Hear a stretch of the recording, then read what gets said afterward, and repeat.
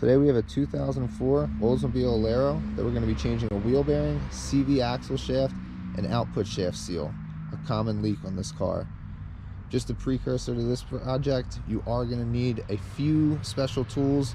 Some are pretty hard to come by at this point. The first thing you'll want to do is come down here and loosen the axle nut. It's a 35mm before jacking up the car, unless you have some special tools to get it off while it's up in the air. After you have your car safely jacked up, wheel removed, and the axle nut loose, you can come up, pop off your tie rod end here, and then after that, you can loosen these two bolts here on the knuckle. Okay, after you have tie rod end removed, before you take these out, this is where the service manual is actually going to differ a little bit. It's going to tell you to remove the brakes, rotor, and then it's going to actually tell you to remove the whole steering knuckle altogether and pop it off down here at the ball joint. I'm trying to avoid that because I can't get a ball joint for this car right now. No one seems to have it. What I'm really going after is in here. I sprayed a little engine cleaner on it, but this seal's leaking a lot of transmission fluid. Very common for this car. This is the real repair that we're going after here, and we're going to be changing the CV and the wheel bearing also. This is the main culprit. So for the sake of this video and me able to work, I'm actually going to remove the strut assembly here. You don't have to do this. Just another note, the service manual also recommends removing the sway bar link. If you choose to do that, you can. We're probably just going to lean down on our control arm. The next step we're going to take is removing this axle nut, and then we're going to tip the steering knuckle forward and get this out of here. A light bit of tapping should work good, and if you really do have to beat on it, apply something like an air hammer into this divot here to try to not destroy all these threads, because you might not have to replace your CV. If you're going the route of a wheel bearing, you can go ahead and remove all of your brakes. Depending on what point you're at in your process here, if you were just going for a wheel bearing, at this point you can come back and go after the 3 bolts that hold the wheel bearing in, and then take it off, but it would still be connected to the suspension. For us, we're taking out the whole CV shaft. We have it loose already. We've loosened the nut a little bit and give it a little tap, and then we're going to do the rest of the way and take it off. After that, we're going to pull out this CV shaft and careen this part forward. We'll also put a new wheel bearing on at that point for this project. You may not be doing that, you may be doing that. After that, we're going to move on to the more complicated part that's going to require some tools, and that's going to be the CV shaft. After you have the CV shaft out, we're going to go ahead and remove it, and this is where the special tools come into play. What you're going to need, if you can get your hands on it, is this. Right here is the shackle. This piece is going to go up in here behind this, and you're going to be able to use your slide hammer. You put this on the end here like that to get this piece out. If not, you have to get a little bit creative. I really wouldn't recommend prying against the transfer case there. Some sort of slide hammer is probably your best bet. A little easier to show once it's out of the car, but this is how this piece actually goes over when you're up in there, to use your slide hammer to take it out. Next thing, clean the area up. Always nice to be clean, and it'll be easy to tell if you have a fail in your seal when you put it back, because sometimes these are known to fail. Next thing you can do while you're waiting for this to clean up is go ahead and remove the 313s, throw on a new wheel bearing. Once you have the area all cleaned up, you'll see what we're going to be changing here. This one actually looks like it's in pretty good shape, but it's not. It's failing somewhere, whether it be on the inside or the outside. This is the part we're going to change. And then there's a ring inside that makes this part up. This is the part that you don't want to do if you don't have the right tools. This seal, it's important how far it sticks out of the transfer case here. It's really important. That's why you need that tool right there to put it back in. What's more important is the depth of this collar, because it has a small rubber ring on the end of it. That really matters. And then you need this tool right here. This sets that in at a special depth. There's one more tool that you need to actually remove that metal ring. I can't find it, so I use this tool right here, and I had to grind it down a little bit, as you can see, to make it fit and work the right way.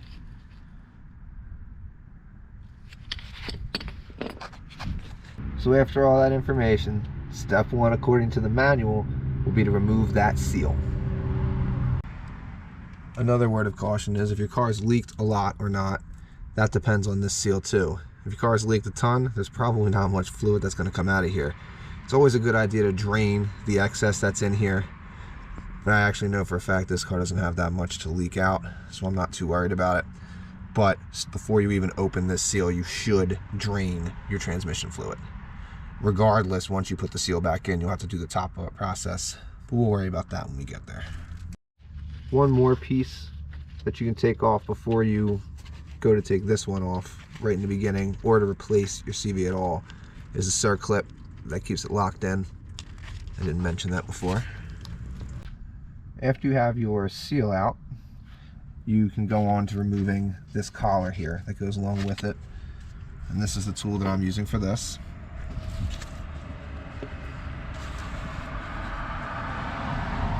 There's a few different ways to get this seal out. You really want to be careful to protect this surface here the best you can on the flat so you get a good seal. I don't usually like to advise which tools to use because people get up in arms about it. This happens to be the tool I use, and I know. But I pierce into the side of my seals and pull it out with that. You can choose what tools you want. This one's awesome. Just wanted to show how I get that tool locked onto there. And I don't use an impact or any power tools on this one, just by hand. It's gonna come off easy. This is how that tool sits on there to pull that piece out.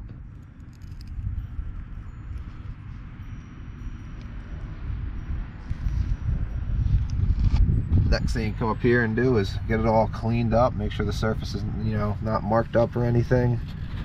Ours feels pretty good, just oily still. Probably gonna take a little bit of cleaner and some rags. Don't rush that one. So we're gonna be installing this sleeve back on before the new seal goes on. This is where this tool comes into play. This tool clips on into the groove where the circlip goes. And then this ring drives that onto there. It's set off at a very specific amount. Without this tool, I don't know how you would do it. This is how the tool will look set up with the part ready to be pressed back on.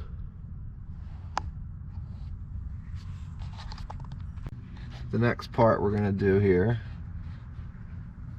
is going to be the oil seal. First thing we're going to do is make sure we got a bunch of grease on the inside.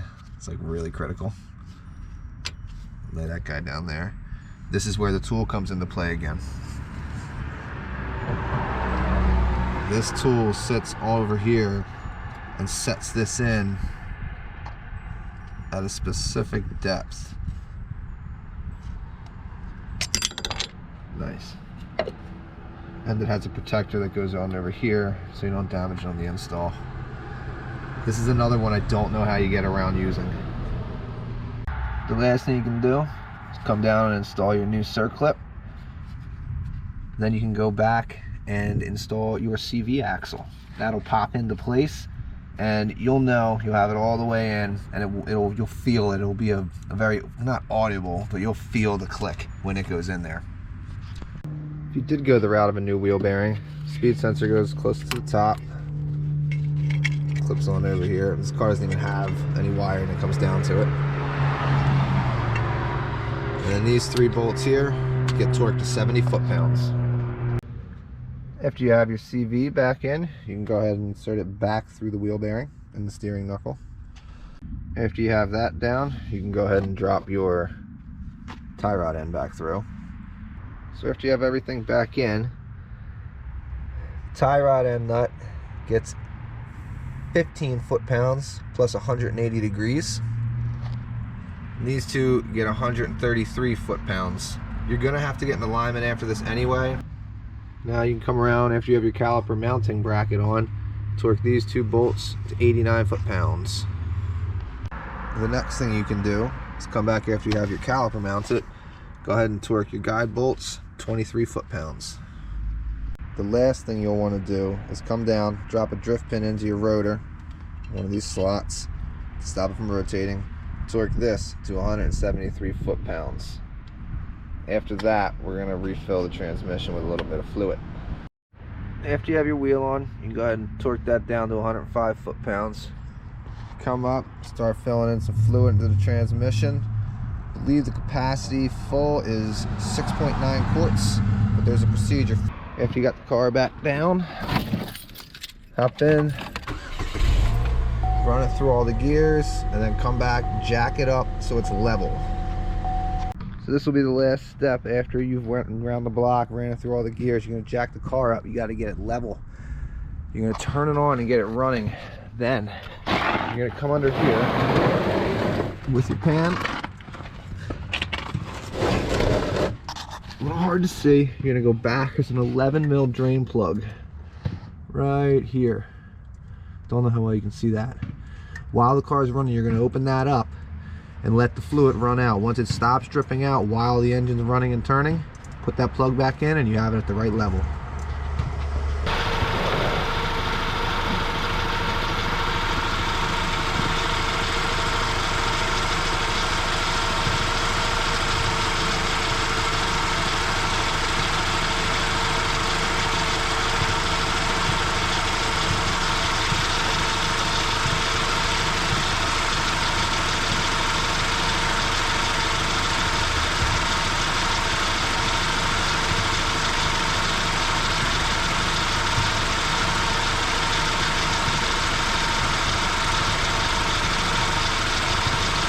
After you have that all finished, drop that car back down and take it over to the shop for that alignment.